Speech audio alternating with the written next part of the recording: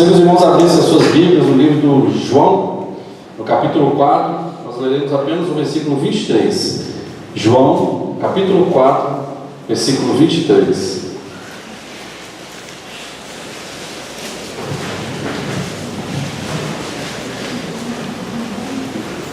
João, capítulo 4, versículo 23. Nós vamos ler todos juntos, queridos. Amém? Amém. Leamos. Mas vem a hora, e já chegou, em que os verdadeiros adoradores adorarão o Pai em espírito e em verdade, porque são esses que o Pai procura para seus adoradores. Deus, nós demos a Tua palavra, nós reconhecemos, eu reconheço, Deus, que eu não sou nada, Pai. Sou muito pequeno diante da glória, Deus, da majestade do Senhor, da bondade, da misericórdia, do amor do Senhor. Mas a minha oração, Pai, em nome de Jesus, é que o Senhor esteja usando, Pai, e que, se for necessário, que o Senhor quebre a minha vida, Pai, quebre todinho, Deus, se for necessário, para que eu venha fazer exclusivamente a vontade do Senhor, e que o meu amor para com o Senhor, Deus, possa crescer a todo instante, a ponto de eu verdadeiramente ser um adorador, Pai, um adorador por excelência. Muito obrigado, Pai, por esta noite. Obrigado pela oportunidade que o Senhor me concede de explanar a Tua palavra, Deus, de, ó Deus, expor a Tua palavra neste momento, e que o Senhor cresça e que eu diminua, e que toda honra, toda glória seja dada ao Senhor, em nome de Jesus. Amém. Amém, queridos. Gente, o capítulo 4 de João, ele trata da história da mulher samaritana. E quem conhece a história vai entender um pouco do que Jesus ele fazia ao longo da sua vida. Jesus vivia para quebrar tabus. Porque se você analisar o contexto, se você analisar como é que viviam os judeus de Jerusalém e os judeus de Samaria, você vai entender que eles não se falavam, eles não conversavam, eles não tinham intimidade, eles não tinham conversa uns para com os outros, eles não se tratavam bem.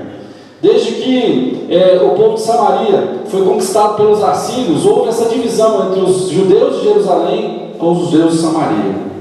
Jesus, saindo da Judéia, indo para a Galileia, ele então passa por Samaria, e ali ele para naquela cidade, naquela localidade, e sente sede, e vai até um poço, que é o poço de Jacó, né? Essa terra era uma terra que Jacó tinha dado a José, seu filho. E ali ele fez um poço, e Jesus para nesse poço. E chega então uma mulher samaritana, o texto não diz o nome dela, e ela chega, naquele momento se encontra com Jesus, e Jesus lhe pede água. E ela já questiona, né? Jesus quebrando mais um tabu, ela questiona: como assim você, judeu de Jerusalém, né? Conversando comigo, que sou samaritano? Não entendi. E ele começa a conversar com a mulher, e ele fala que a água que ele daria para ela, ela nunca mais teria sede, e ela questiona: mas por quê? Como assim, se você não tem condições de pegar essa água? E ele começa a conversar com essa mulher, e a ponto dessa mulher chegar a um determinado momento e começar a entender aquilo que Jesus estava falando com ela. Mas como nós, essa mulher tem várias dúvidas no coração, e uma das dúvidas que ela chega para Jesus e fala é acerca do lugar onde se deveria adorar.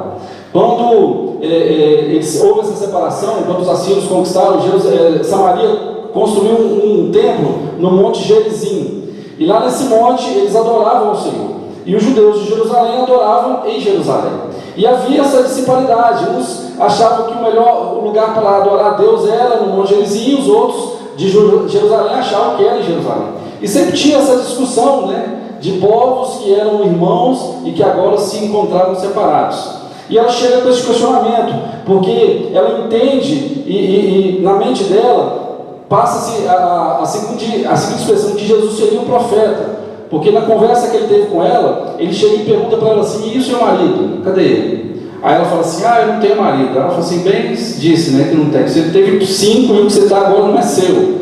E ela toma aquele susto e fala assim: rapaz, eu estou vendo que o senhor é profeta, o senhor sabe de todas as coisas.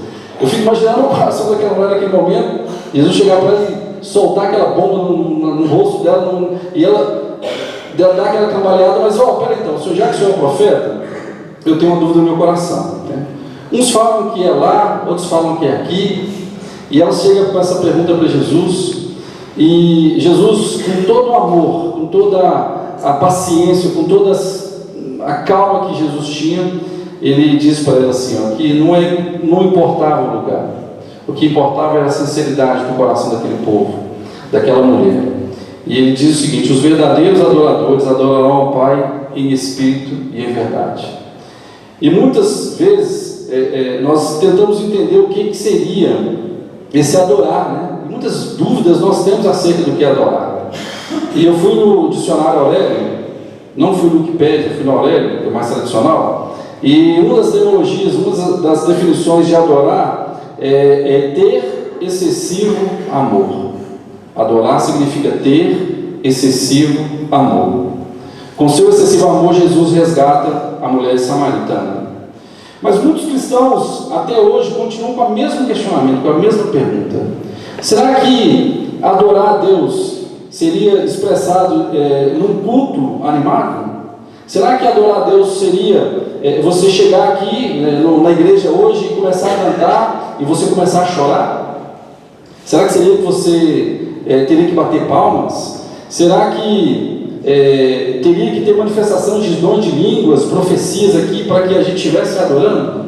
Esse é o questionamento de muitas pessoas. Quantas vezes, queridos, nós nos deparamos em um determinado culto e que nós olhamos para o lado e o nosso irmão está com o olho fechado, está com a mão levantada, está naquele êxtase, e você olha e fala assim: Jesus, onde é que eu estou? O que eu estou fazendo? Eu não estou entendendo nada. Parece que eu não estou aqui, parece que eu estou longe.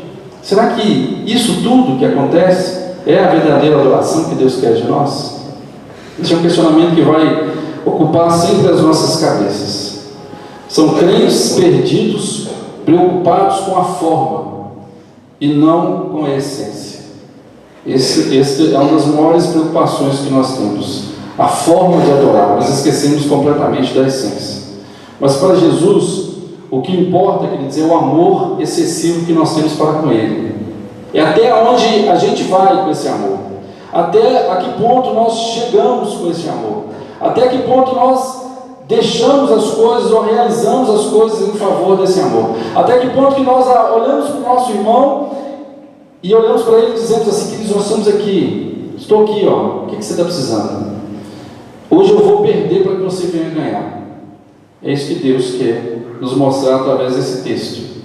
E nós vamos aprender através da Bíblia, queridos, exemplos de adoradores autênticos que ao longo da história, ao longo da Bíblia, nos ensinaram muitas coisas de como nós deveremos ser verdadeiros adoradores. E o primeiro exemplo que eu trouxe aqui para nós hoje, queridos, está em Gênesis 22, do versículo 1 a 3. Abra sua Bíblia, deixe ela aberta, e dos versículos 6 ao versículo 13. Nós estamos falando de Abraão. Abraão nos ensina que para ser um verdadeiro adorador, temos que entregar a Deus tudo aquilo que Ele nos pede. Abraão está nos ensinando que para ser um verdadeiro adorador, nós temos que entregar a Deus tudo aquilo que Ele nos pede. Em Gênesis 22, de 1 a 3, a Bíblia nos apresenta o pedido que Deus fez a Abraão. Ali ele fala sobre o holocausto. E o holocausto significa o sacrifício com a queima de uma vítima praticada pelos judeus. Geralmente era oferecido a animais, mas naquele momento Deus pede o único filho de Abraão. E era o filho da promessa, queridos. Era um filho muito especial. Era um filho que traria uma grande nação a Abraão, aquilo que Deus tinha prometido para ele lá atrás. E o mais interessante é que Abraão já estava avançado de idade. Então na cabeça dele pode ter passado muita coisa. Como assim Deus está me pedindo isso? É o único filho que Ele me deu. A minha esposa não podia ter filho, já está em estado avançado de idade, e agora, depois que o menino nasce, depois que o menino já está feliz aqui, está bem, de saúde, aquela coisa toda, ele vai me... Não, mas ele não pensou assim. Abraão, ele confiou naquilo que Deus estava pedindo para ele. E se Deus fizesse a mesma pedido para você hoje? Pensa um pouco nisso. Se Deus chegasse para você agora e falasse assim: ó, eu quero seu filho. Se Deus chegasse para mim agora e falasse assim: eu quero seu filho e sua filha, você vai sacrificar para mim, como é que seria? O verdadeiro adorador, ele oferece a Deus, ele dá a Deus tudo aquilo que ele pede. Tenho certeza que Deus não vai te pedir sacrifício, porque o sacrifício maior Ele já fez, entregando seu filho no nosso lugar. Louvado e engrandecido seja Deus por isso, queridos, porque senão hoje nós teríamos que sacrificar tanta coisa, mas Ele já fez isso. Ele deu o seu Filho no nosso lugar, Ele deu o seu Filho no lugar do meu filho, no lugar do seu filho, no lugar da sua mãe, no lugar de todos nós.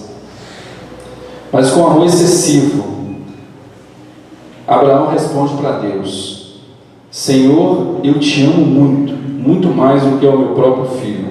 Eu oferecerei a ti em holocausto. Se você ler o livro de Gênesis 22, do versículo 11 a 13, você vai entender. 22, de 11 a 13, diz assim: Mas do céu lhe bradou o anjo do Senhor: Abraão, Abraão. Ele respondeu: Eis-me aqui.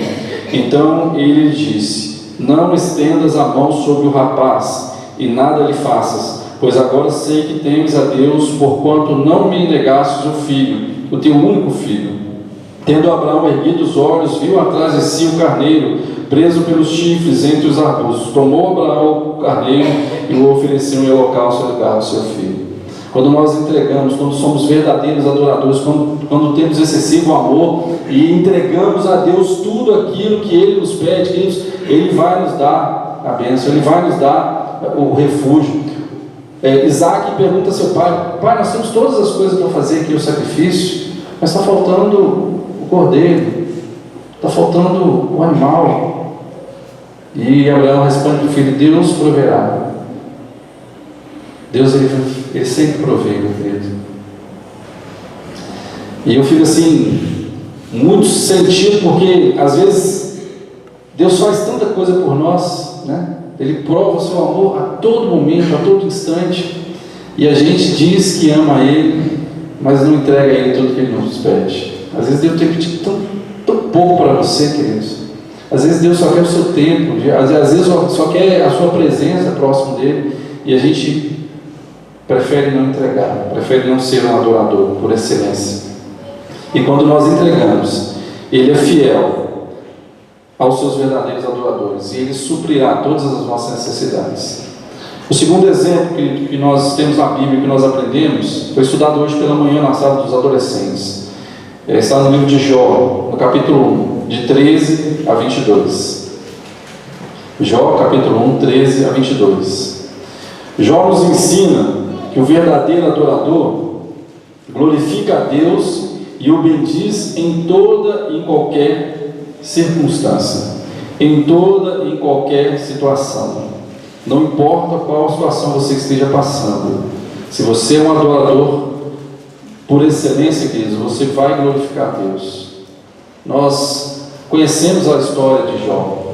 Ele era um homem íntegro e reto, temente a Deus, que se desviava do mal. Era um homem bem sucedido, tinha muitos bens, tinha muitas propriedades, tinha muitos animais, tinha muitos servos ao seu dispor. E uma das coisas que eu creio que ele tinha era muita felicidade, porque ele estava próximo dos seus filhos, ele estava próximo da sua família. Mas Satanás não estava feliz com ele, como Satanás não está feliz com a gente, né?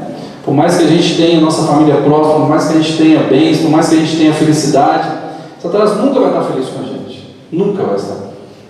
E aqui nesse contexto, Satanás chega para Jesus, se apresenta a Jesus, né, a audácia desse Satanás chegar na presença de Deus, e ele fala: é muito fácil, né, a gente ser crente tendo tudo na mão, né? Hoje a gente estava falando isso lá na escola dominical, e alguns falaram assim: a gente é muito tranquilo, né? A gente olha para as pessoas e vê que elas têm tudo, que elas têm carro bom, que elas têm casa boa, que elas têm bens, que elas têm uma felicidade aparente. E isso é muito fácil a gente falar que é de Jesus assim, né? Agora, quando vem um aperto, quando vem a dificuldade, e aí? Como é que nós tratamos com isso? E Jó, ele passou por tudo isso, e ele se mostrou um verdadeiro adorador, porque no capítulo 1, versículo 21 e 22, ele disse assim: e disse: nu saí do ventre de minha mãe, e nu voltarei. O Senhor o deu e o Senhor o tomou. Bendito seja o nome do Senhor. Em tudo isso Jó não pecou, nem atribuiu a Deus falta alguma. Eu lembro no velório da nossa irmã lá na congregação, o presbítero, Mário, ele disse essas palavras de Jó, que depois de 64 anos de casamento, ele disse que o Senhor deu, o Senhor tirou, bendito seja o nome do Senhor. Naquele momento eu queria ter a fé daquele homem, eu queria ter a convicção daquele homem, porque por mais que a gente tenha dificuldades no nosso casamento, por mais que a gente tenha dificuldades com o nosso cônjuge, né? De vez em quando dá vontade de dar uns coques na cabeça dela, mas no dia que o Senhor tirar, eu vou sentir muita falta, porque eu amo demais essa mulher. Isso é romântico. Glória a Deus. E Jó, ele, de todo o coração aberto, ele diz, né? O Senhor deu tudo para mim. Ele me deu filhos, Ele me deu filhas, Ele me deu bens, mas Ele tirou, porque todas as coisas acontecem com a permissão de Deus. Até quando o Satanás intervém, queridos, acontece na sua vida porque Deus permitiu. E às vezes você pode pensar assim, mas por que isso está acontecendo comigo? Será que eu pequei? Não, Jó não tinha pecado, Jó não era atribuído a Jó pecado nenhum. Deus queria para que o nome dele fosse glorificado, para que Jó tivesse intimidade, para que Jó lá no final falasse assim: eu te conhecia só de ouvir, mas agora os meus olhos te veem. Às vezes a gente conhece o Senhor superficialmente, queridos, e às vezes nós temos que passar por algumas tribulações, algumas decepções, algumas coisas ruins, para que você possa aprender que o nosso Deus está no controle de tudo. Porque é muito fácil, quando está tudo bem, você falar assim: eu sou de Jesus. Mas quando o problema vem e você fica atemorizado, você fica triste, você fica cabisbaixo, aí você vai falar assim: meu Deus, e aí, o que está acontecendo? Aí você fica esperando achar motivos, argumentos para que isso possa ser resolvido ou possa ser explicado. Confie em Deus, faça igual a Jó. Mas à frente Jó pede até o convívio da mulher. A mulher fala assim: ó, meu filho, amaldiçoa esse Deus aí e morre, pede para morrer. Seus amigos começam a atribuir a ele pecado, começam a falar dele, e o sofrimento dele era tão grande que quando ele começa a ter problemas de saúde, né, as chagas, a doença veio sobre ele, era muito difícil continuar vivo, né? Esses dias eu vi um cantor de rap, pregador, Lu, falando que ele está em depressão há muito tempo, que ele já tinha depressão e que agora entrou numa crise muito profunda, e ele falou que pela primeira vez ele pediu a Deus para morrer. O que a depressão faz com o ser humano? O que o sofrimento faz com o ser humano? Ele pediu a Deus para morrer. Mas ele glorificou a Deus porque Deus não fez isso, porque Deus tinha um plano na vida dele. E às vezes quando você está num sofrimento, você quer morrer, você quer pedir para Deus para acabar. Não, pede a Deus para te dar força para aguentar. Jó, ele era um verdadeiro adorador, queridos. E em toda a situação que ele viveu, ele não blasfemou, ele não pecou. Com seus lábios, Jó não pecou contra o Senhor. Está escrito em Jó 2:10. Mas ele lhe respondeu: falas como qualquer doida.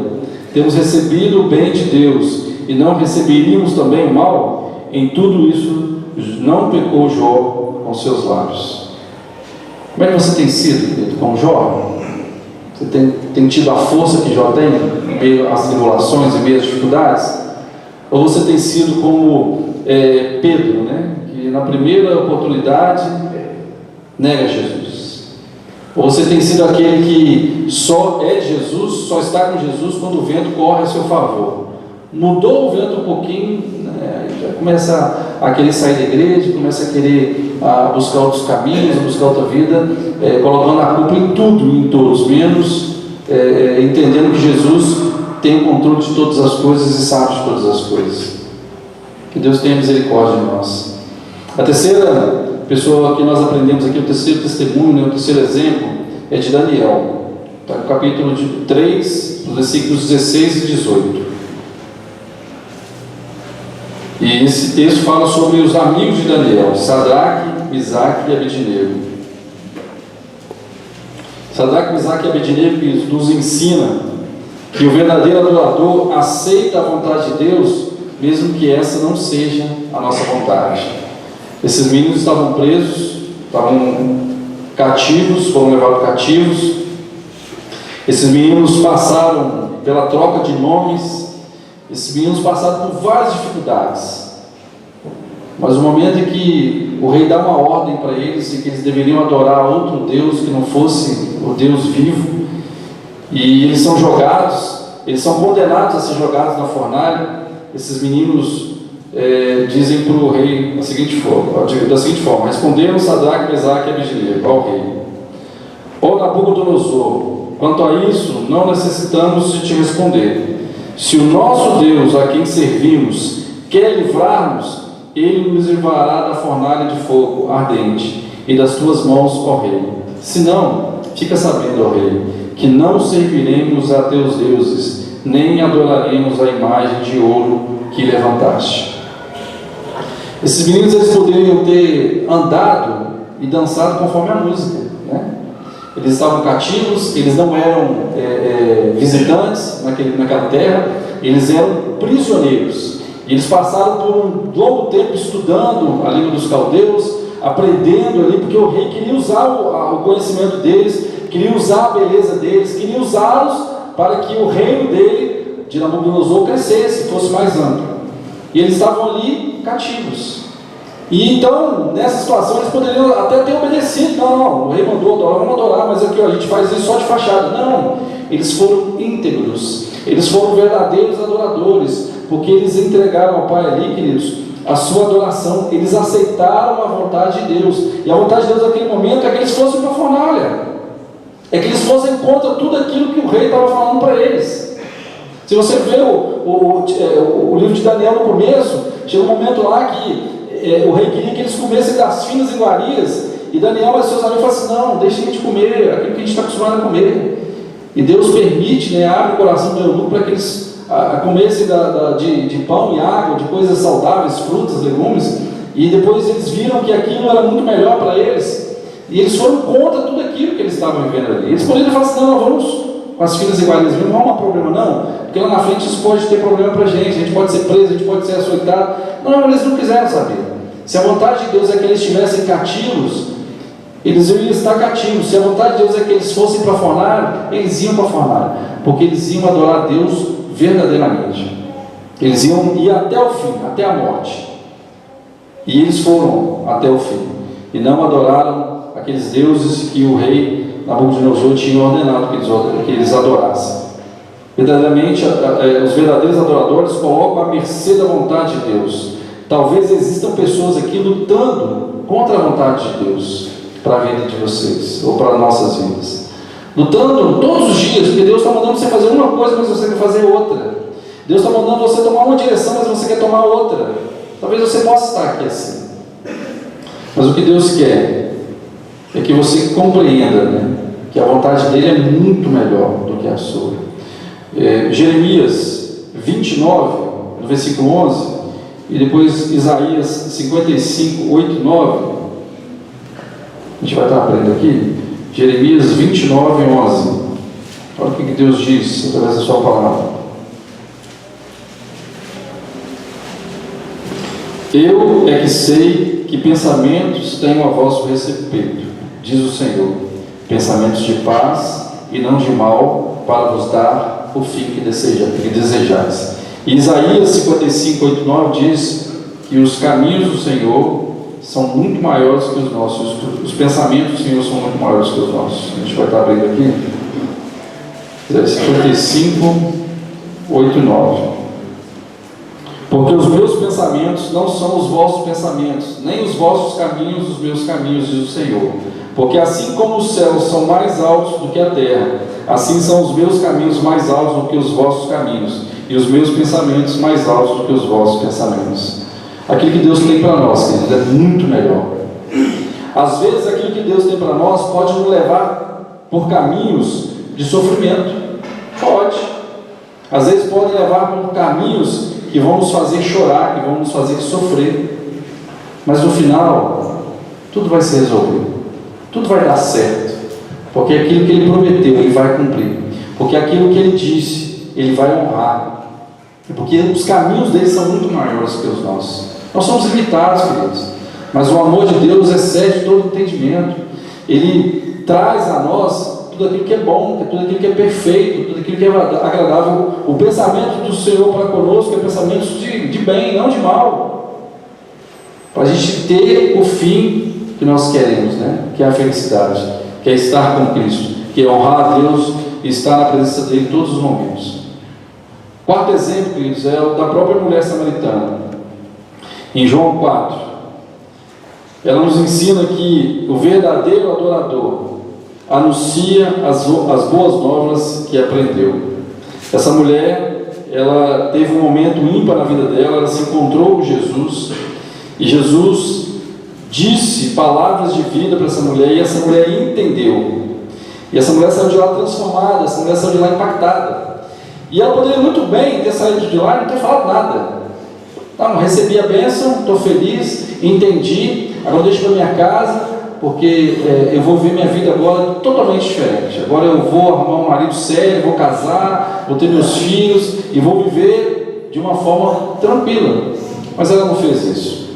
Se você pegar no versículo 29, diz assim, ó: vinde comigo e vede um homem que me disse tudo quanto tenho feito. Será este porventura o Cristo? Ela já falando para as pessoas de Samaria: vamos lá comigo, eu encontrei uma pessoa que falou tudo da minha vida, vocês têm que ir lá também, porque ele é profeta, ele vai falar também da vida de vocês, e ele vai falar coisas que vocês vão entender, que vocês vão compreender. E no versículo 39 diz o resultado da pregação dessa mulher: muitos samaritanos daquela cidade creram nele, em virtude do testemunho da mulher, que anunciara: ele me disse tudo quanto tenho feito. Vindo, pois, os samaritanos ter com Jesus, pediam-lhes que permanecesse com eles, e ficou ali 2 dias. Muitos outros creram nele, por causa da sua palavra, e diziam à mulher: já agora não é pelo que disseste que nós cremos, mas porque nós mesmos temos ouvido e sabemos que este é verdadeiramente o Salvador do mundo. Muitos começaram a crer pelo testemunho da mulher, e outros creram porque escutaram a Jesus. Mas aqueles que creram porque escutaram a Jesus, queridos, creram porque a mulher plantou a semente no coração deles. A mulher falou sobre esse evangelho, falou sobre esse Jesus, e eles foram até lá para tirar dúvida. E chegando lá, eles creram em Jesus pelas palavras de Jesus, assim como a mulher samaritana também creu. O verdadeiro adorador, ele anuncia a obra de Cristo, anuncia aquilo que Deus fez na vida dele. E nós sejamos verdadeiros adoradores, que nós venhamos anunciar, que você chegue a todo momento e fale do que Deus tem feito na sua vida, das maravilhas que Deus tem feito a você, das coisas que Deus tem te dado, queridos. Às vezes Deus tem te dado tanta coisa e você fica calado, você não fala. Você não dá o exemplo para o irmão que diz: eu passo dificuldade, eu passo provação, eu tenho as minhas tentações, as minhas limitações, mas Deus tem me dado muita coisa. Deus tem feito isso e isso na minha vida. Isso é exemplo, queridos. Isso é anunciar o Evangelho de Cristo Jesus. E por fim, queridos, nós temos o maior exemplo de todos na Bíblia, o próprio Jesus, o adorador por excelência, o adorador excelente. E nós aprendemos que o verdadeiro adorador com Jesus, ele é obediente e, se preciso, até a morte. Deus nos manda amar, Jesus nos manda amar a Deus sobre todas as coisas e ao próximo como Ele amou a igreja. Ele se entregou pela igreja, Ele se entregou por você, Ele se entregou por mim. E esse é o maior exemplo que nós temos de verdadeiro adorador. É aquele que obedece de fato aquilo que Deus ordena. Filipenses 2, versículo 8.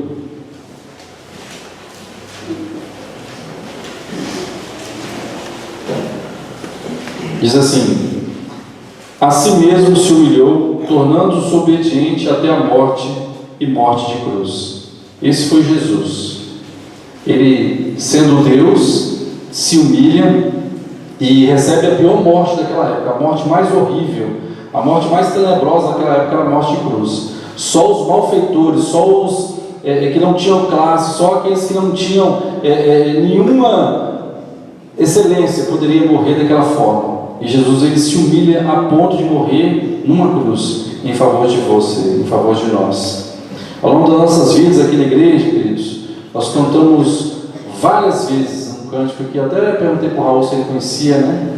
Dá-me um coração igual ao teu, coração disposto a obedecer, cumprir o teu querer, dá-me um coração igual ao teu. Nós cantamos isso inúmeras vezes. Eu não sei quantas vezes eu já cantei, Mas será que de fato, quando eu canto isso, eu estou dizendo para Deus a verdade?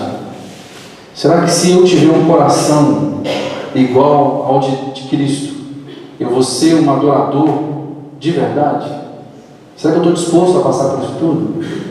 Porque se você tiver um coração que é igual ao de Jesus, você vai entender que você vai sofrer muito para que outros venham a ser felizes. Você vai chegar ao ponto de estar, igual o pastor saiu daqui, completamente zonzo, né? Até pela medicação que ele está tomando, completamente carregado, porque o que Deus quer de nós é que venhamos a nos entregar em favor do nosso irmão. E se preciso for, até morrer. Isso, até morrer. Lucas 22, 31 a 34, diz sobre o que Pedro fez, né? Quando passou por dificuldade, né? Então eles chegaram para ele e disseram: você é Jesus, né? Ele: não, sou não. Você é um dos 12, não sou não. Você esteve com ele, não tive não. Muito mais fácil fazer isso. Negar a Deus, negar Jesus, negar tudo aquilo que Ele fez por nós. Na hora que você passar pela pressão, na hora que você estiver ali na merenda e alguém for fazer alguma coisa com você, não, peraí, deixa eu fora desse negócio aí, porque eu nunca tive com ele. E na prática nós agimos assim. Na prática nós sempre agimos assim. No momento da dificuldade a gente esquece de Deus, esquece do que Jesus fez por nós. A gente esquece toda a obra de Jesus na cruz em favor de nós. Mas nós temos que ser confrontados, queridos, o tempo todo, todos os dias. E confrontados até a morte. Porque às vezes nós temos que matar nosso ego, nós temos que matar as nossas vontades, matar os nossos delírios, matar tudo aquilo que nos afasta de Deus, todos os dias, para que nós venhamos a ser um verdadeiro adorador. E ser um verdadeiro adorador é ter um amor excessivo para com Jesus e para com o nosso próximo. Em João 14, 21, tem um texto que eu cantava também quando eu era criança, e eu já usei muito isso com o meu filho, né, João Pedro. O texto diz assim: aquele que tem os meus mandamentos e os guarda, esse é o que me ama. Aquele que tem os meus mandamentos e os guarda, esse é o que me ama. E às vezes eu chegava para ele e falava assim: você ama o papai? Ele disse: não, amo demais o senhor. Ele sempre fala assim: eu te amo o tempo todo, né? Aí de vez em quando eu chego: e por que você não faz o que eu estou mandando? Você ama Jesus? E por que você não faz o que ele está mandando? Você ama a Deus? E por que nós não fazemos o que ele está mandando? Será que Deus está te pedindo tanta coisa assim, querido? Para que você seja um verdadeiro adorador? Ou será que nós não estamos dispostos a fazer aquilo que necessariamente nos torna um verdadeiro adorador? A minha oração, oração do fundo do meu coração é que Deus nos capacite, que Deus capacite essa igreja para que nós sejamos verdadeiros adoradores. Não só no momento da música, né, Raul? Não só nesse momento, mas em todos os momentos da nossa vida, nos entregando a Deus, né, entregando a Deus tudo aquilo que Ele pede, entendendo que aquilo que Deus tem para nós, né, nós devemos glorificar a Deus em qualquer circunstância, entendendo que nós devemos aceitar a vontade de Deus, mesmo que não seja a nossa vontade, que nós devemos falar do Evangelho de Cristo, já que nós o recebemos, e que nós devemos ser obedientes, a ponto de até morrer, se necessário for, para que o nome de Deus seja glorificado. Amém, queridos?